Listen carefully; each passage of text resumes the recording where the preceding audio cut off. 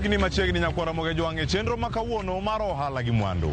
Ma en chenro mamedo koloni yore mopogore opogore ka ginyalo chako ohala kendo tayo makare. Machiegni nyinga Cleophas Oluoch.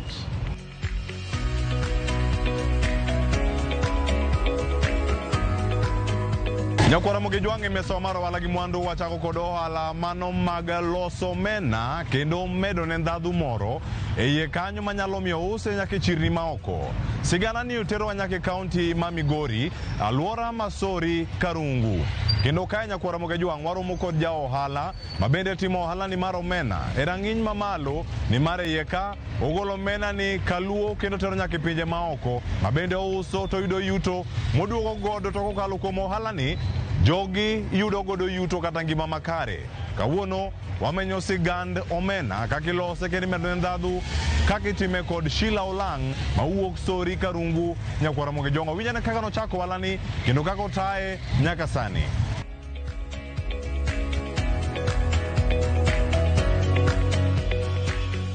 Erokamano, nyinga Sheila Olang, anya Karungu, Nyatike Sub-County, Migori County.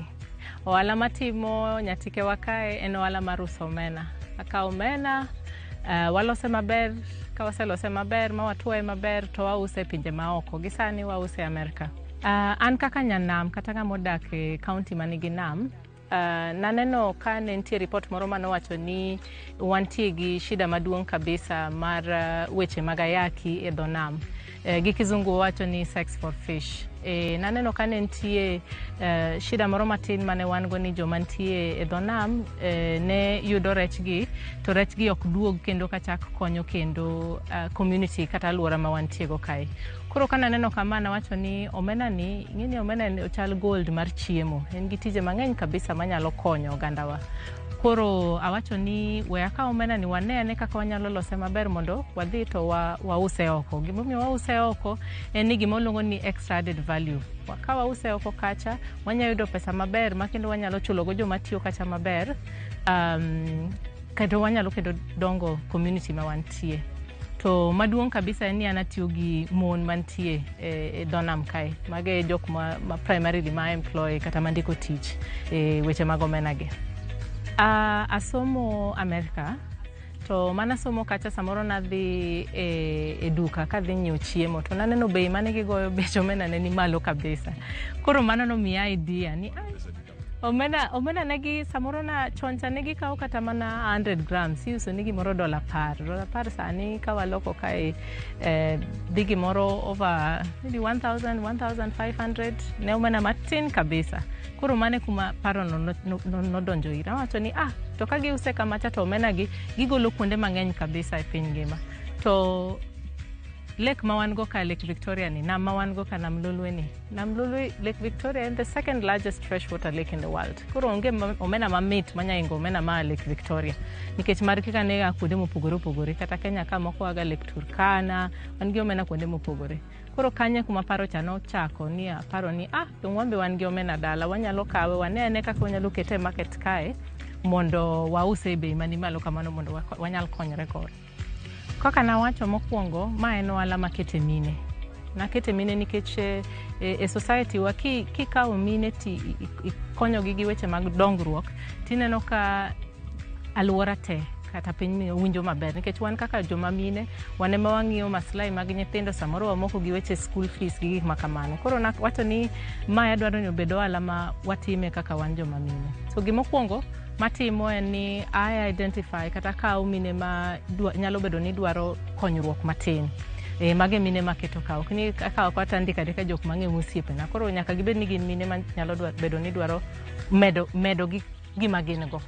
Mar ariyo, naloso gima aluongo ni favorable working conditions. Adwa ni mine kadhi tich, an kaka ng'ama mama samoro wan gi nyithindo, wan gi ohala moko kendo ma watimo. Nawacho ni we mondo aket gi kuma kata ka gitiyo to gibed ni gokinyi nyaka godhiambo gitimo tij omena. Koro aloso negi gima waluongo ni working shifts. Nitie joma donjo gokinyi, joma donjo lunch, gi joma donjo godhiambo. Joma luoko omena moyo, nitie joma gole, gi joma package godhiambo. Atimo kama mondo ajiw minegi mondo kata ka nitie ohala moko kendo magitimo, giendelea timo ohala gigo. Kata ka nitie nyathini moro mane tuo ni osiptal gi gik makamago, ok moni timo ohala moko kendo. Nikech adwaro ni mondo wa develop gimiluongo ni multiple streams of income. Yani nitie nitie kuonde mang'eny minyalo bedo ni yude pesa kaka ng'ama miyo. So mano mokwongo. Mar ariyo kendo, nikech nasewacho ni ma en ohala ma oging'ore kabisa gi weche mag thieth. Koro gimar ariyo ma aloso ka en ni gibedo gi health insurance, SHIF, SHA, to wan gi NHIF, sani wan gi SHIF kata SHA. Adwaro ni asewuoyo gi osiptal ma wan go machiegni kae, gibedo gi access ma regular checkups ka gidwaro, kata ka nyithindgi tuo gik machal kamano, gibedo gi extra insurance ma gin go. Mogik masani ni wasewuoyo ma wabotemo ni mondo walos en wach mar yawo negi sako kaka joma tiyo ka. Koro mine matiyo na ka waloso sako, to sako konyo. Giyudo kama gibiro to gikawe pesa, kata ka gidwa chako ohala moko to gichaki duoko kendo gi favorable conditions kata favorable terms. Koro mane gimomiyo ohala mar omena ni ok en mana ni wauso omena loka. Akawe kaka mondo bed gi ecosystem kaka mine nyalo konyore e kor gweng'.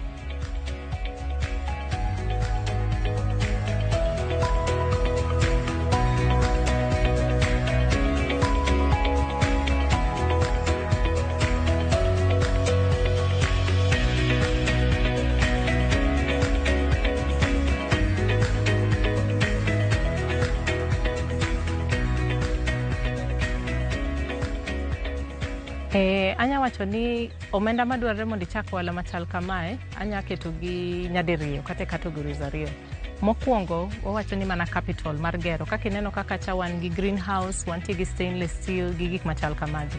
Gik mineno ka gite, omena ma wachama wach ni Kenya ka, ok ochuno ni nyaka ibed gik mang'eny gi. Ka watimoe mati usa. Koro nyaka waket that difference between omena mabedo exported kata miuse pinje maoko gi omena ma wachamo kae. So mabedo exported gi chik emoketo ni nyaka waket gite.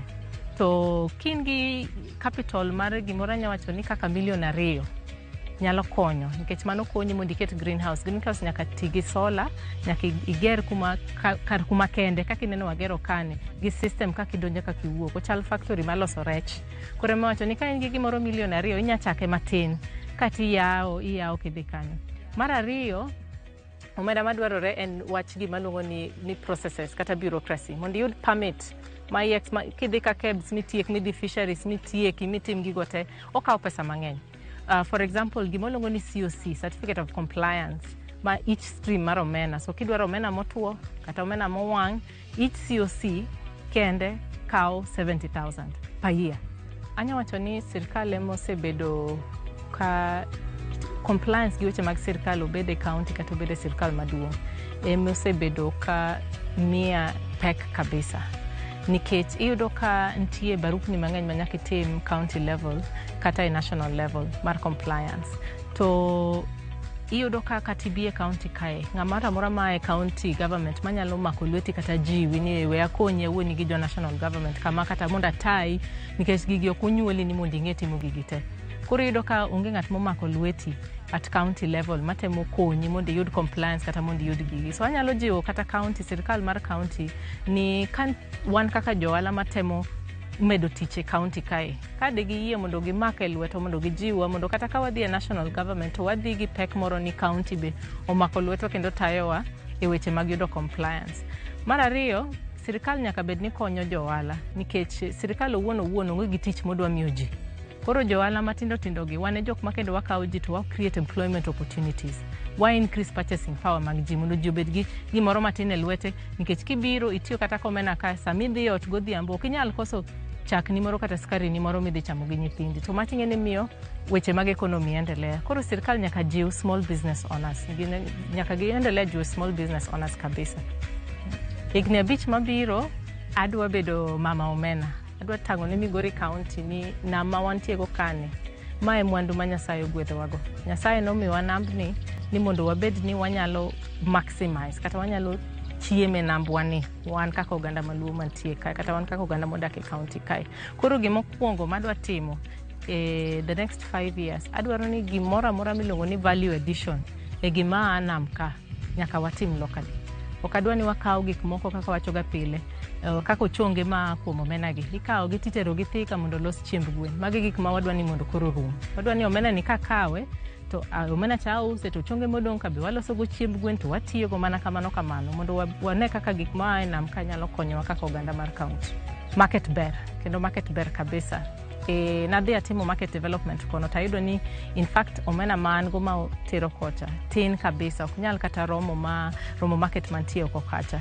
Emomiyo anyalo jiwo ji mang'eny bende ni kik uluor ahinya ka en gima inyalo timo to be inyalo kawo omena mondo iore market ma kocha wan gi jok ma jo Africa kaka wan machamo omena gitedo to gichamo gintie. Mar ariyo wantie gi jo America kocha wazungu samoro ka omena gipidho go paka modak e utegi kaka pet food mano bentie nikech omena en very nutritious.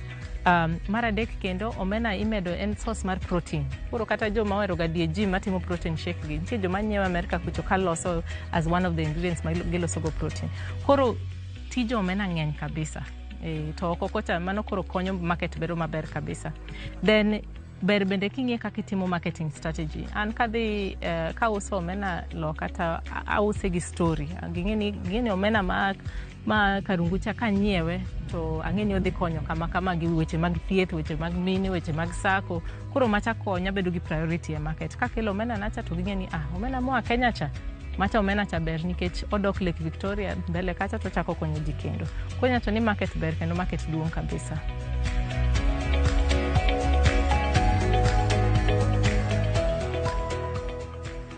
Kidwa yudo e mbui mar Facebook inyalo yudowa nyingwa en Sori Bay Development e Facebook. Namba mar simu minyalo yudowa be en 0717 38 54 63 07 17 38 54 63.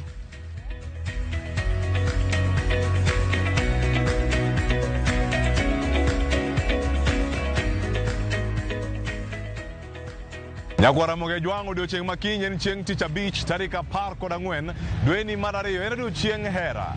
Mar gimiyo kawuono amiyo ohala mar jogo mauso maua e boma ma Nairobi kata alwora mari kama intiere. Ka ng'ato miyi maua bende ing'e kama maua no wuoke. Bende ing'e ni en ohala to bende ing'e ni onyalo kelo ni mwandu kata yuto e gino ma itimo. Miyo kawuono wadamenyo ohala ma itimo kod jogi maluongore ni Nazareth Flowers mayudore City Market e alwora ma county ma Nairobi, mano ka gintiere apaya ma Koinange Street. Ohala ni negi chake yo machal nade. To bende ing'eyo kaka ohala mar maua kata flower gi itimo kata kaka itayo gi ahinya kochopo kinde gi mag Valentines. Ma bende ka mantiere ohala mamalo kod yuto. Wawinjane kaka ne gichako ohala kendo kaka gitaye pile ka pile. Nyinga Yuvina Chieng' wawuok kuom Nazareth Flowers, an achiel kuom jotim mar Nazareth Flowers. Wala ni wachako chon, yani en gima nochakore chon to pod wadhi kode mbele.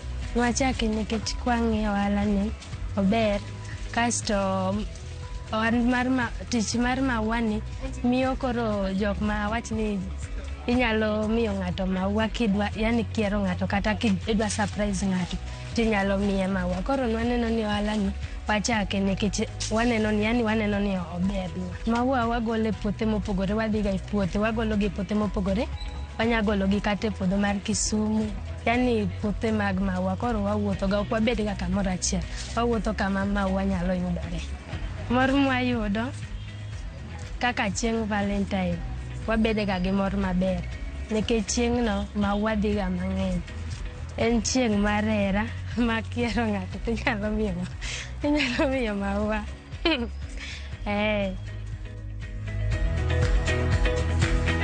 Challenges, an kang'iyo taneno ga challenge achiel mar maua dhi ga export mang'eny moloyo kae.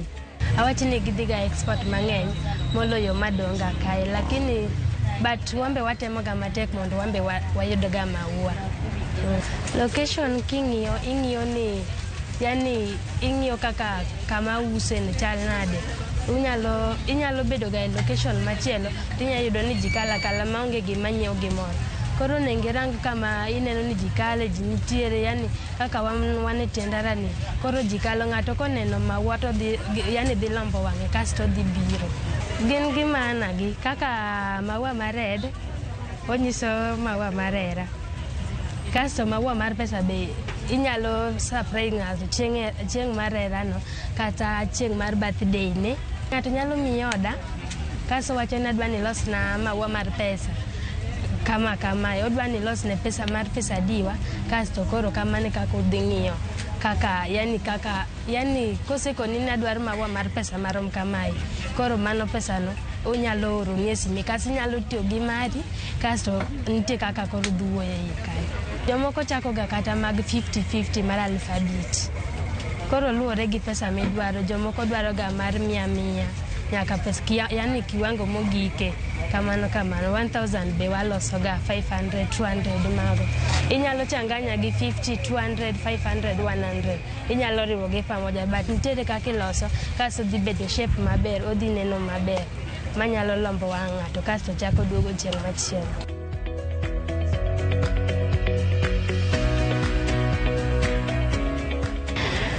Maua ka wasedhiga e puodho, dong' wabiro gi maua gi gari. Koro dong' iloso gi kasto ng'ato nyalo, customer nyalo biro to wacho ni adwaro makama. Tiloso ne gi kiwango ma entiere no, pesa ma en godo emiloso ne. Koro winjo bei kamano kaka waloso. Okay, ohand maua kidwa chake, wan kaka nwachako maua. Luore gi pesa ma in godo, inyalo dhi kata e puodho kata inyalo kaka wasekelo kae, nitie kaka ng'ato nyalo biro to wawuoya to koro nitie kaka wanyawinjore bei to wamiye. Koro kinya chako ohand maua, inyalo chako ohand maua. Ohand maua en gima ber. Kiwango yani en gima ber kasto ing'iyo pesa mi iware godo kasto idhi ng'iyo ni iyudo ala mano. But an kang'iyo ohand maua en gima ber. One City Market in Nairobi kamiluongo ni Koinange Street. Kasto kidwa yudowa wan ni Instagram in Nazras Flowers, TikTok Nazras Flowers, alafu Facebook Nazras Flowers, alafu WhatsApp yani kidwa gochonwa mondo iyud kama wantiere, namba en 07 21 43 48 74.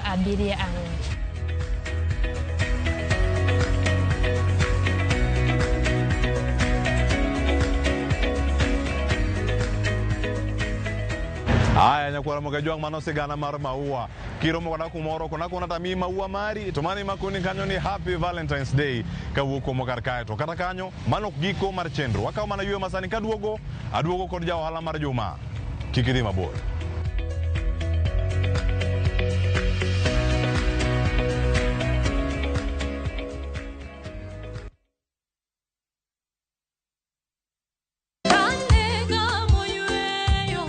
Fweny ngima maber e wach Nyasaye kanyakla gi wende majiwo chuny ahinya e Injili ngima. Chieng' Ngeso ka Ngeso kochakore saa 2 okinyi e Ramogi TV, wamiyi sabato maler kendo mamalo moloyo kod wende mamoro chuny moa kuom jothum mihero kendo gi jokwath mapacho ka. Nyasaye wuoyo kodi kendo wuoyo koda ni kik iluor gimoro nikech an kodi. Sabato tutapumzika milele yote. E Injili ngima, Ngeso ka Ngeso chakre saa 2 okinyi e Ramogi TV. Wazishikao amri za Mungu na ushuhuda wake. You wanna feel the vibe? Ngeso ka Ngeso wakelo ni gik mamit makelo mor. E rogo mar nyithindo kae wakelo ni talanta, loso gi lwedo, wapuonji tedo be gi moko mamit. Rogo mar nyithindo Ngeso saa 3 mar okinyi mana e Ramogi TV.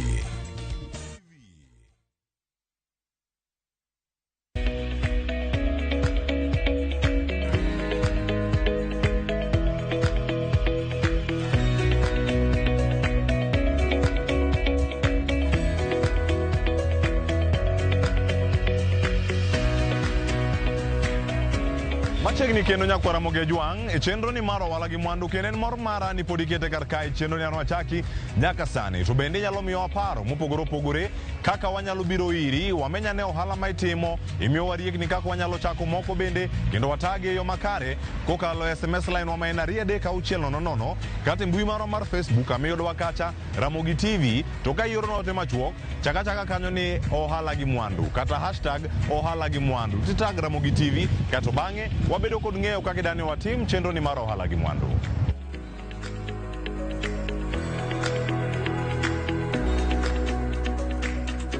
Kawuono kendo nyakwara Ramogi Jwang' e mesa mar johala mar juma wadamenyo sigand Rafael Odhiambo, ma en wuod Luo ma bende timo wechego mag duso udi. Iwacho ni weche mag interior design. Ka in e ot kacha, tiol gi bedo gi ceiling board ma ok mi kata light alwora mare. Ageno samoro ok luonge ni ceiling board, kawuono dhi kono waka gima iluonge ni gypsum, mano mantiere wiye kacha ma jabedo ka iduso godo udi kaachiel koda ka kuonde mag dak mopogore opogore nyaka apise. Kawuono nyakwara Ramogi Jwang' walimo Rafael Odhiambo. To Rafael Odhiambo miyowa sigande kaka nochako, ma kawuono en gi ohala ma otimo nyaka oko mar piny Kenya. Mano kotenore kod tijni mar interior design. Rafael Odhiambo e ja ohala wa mar juma.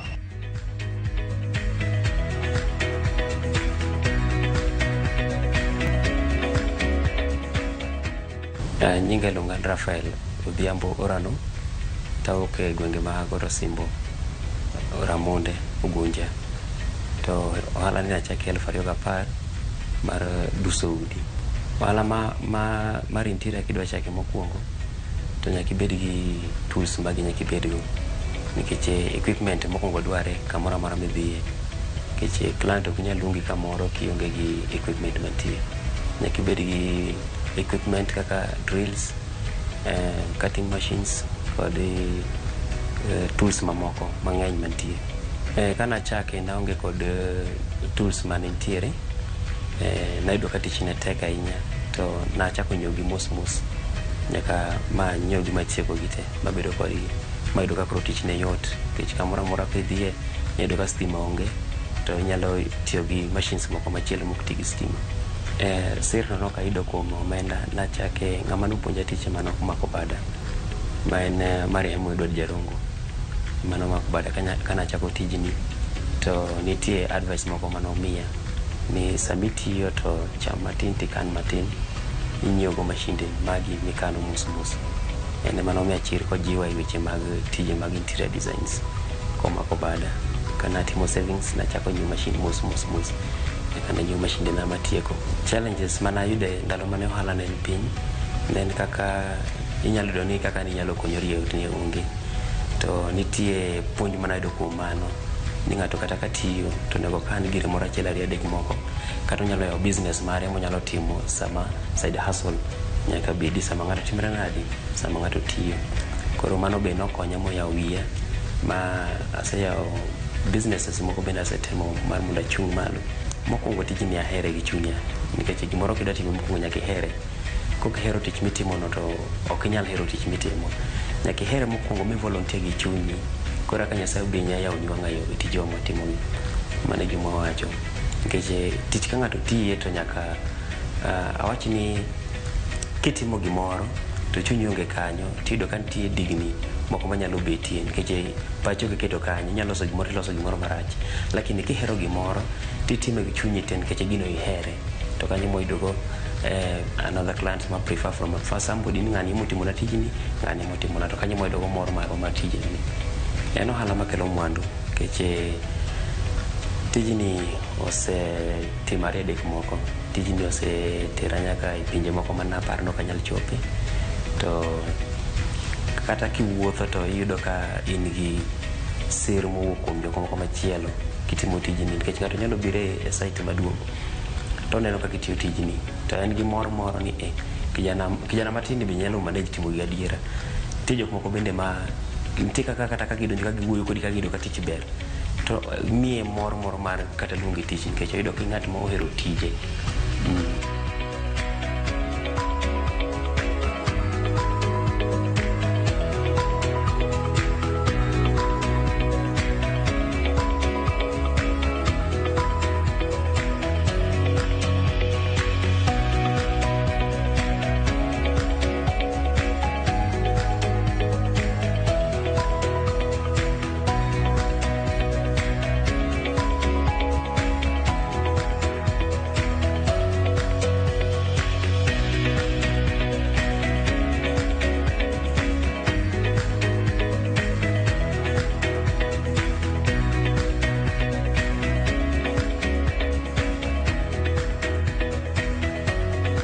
nikech piny masani tije mag kola jobs sani tek yudogi, to tije mag jua kali ema yudo ka mostly pidho nyithiwa oko kuondgi.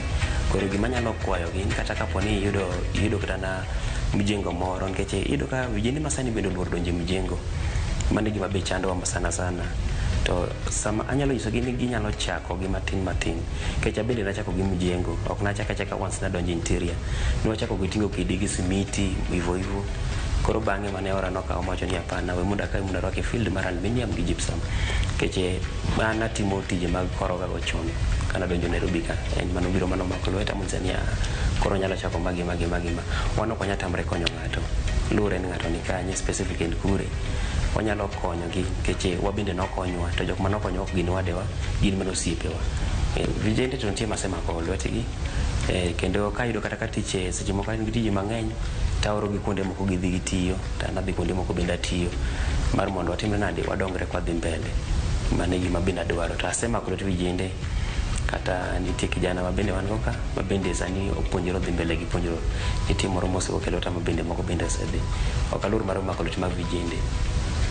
Ohala be nyaka inga kitiyo nikech watiyo gi machines, to machines gi bedo notim negi services. Sami ka pesa temi chamo to machines seche moko dhi okethore, yiro ni tiji nyalo chung'.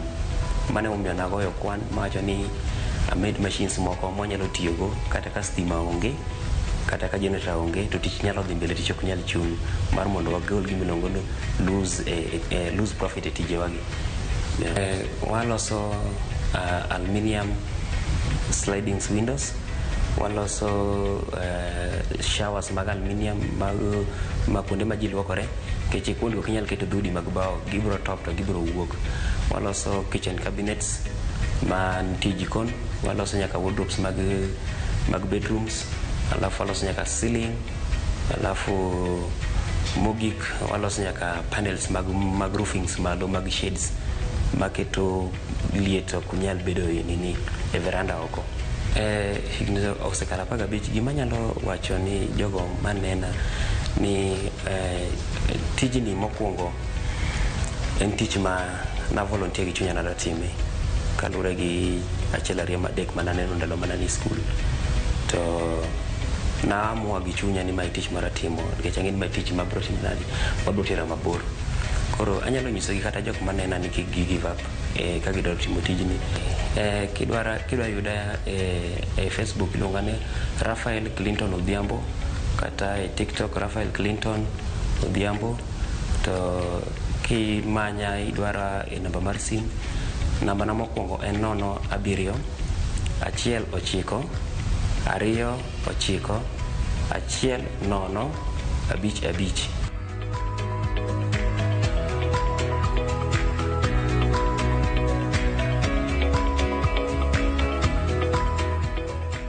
Nyakwara moge jwang'o ohala ka ohala miyo wapuonj kendo kaka wanyalo chako gi kendo tayo gi yo makare. Mano gimiyo kaon wamiyo ilni adek. Mano kirango kanyo mar maua mano biro diere, mar omena mimede ndhadhu, kachiel koda kamano mar interior design. En geno mara ni somo gimoro iye kae, kendo bang'e ibedo kod odiochieng' makare ka ing'eyo kaka inyalo chako ohala kendo taye. Oriti masani, erokamano kuom bedo kodwa e chenro ni mar ohala gi mwandu. Watudre kendo juma manyien ka wamenyino ohala mamoko, wamiriekni moko kaka inyalo chako gi kendo tayo gi e yo makare. Nyinga Cleophas Oluoch, oriti masani.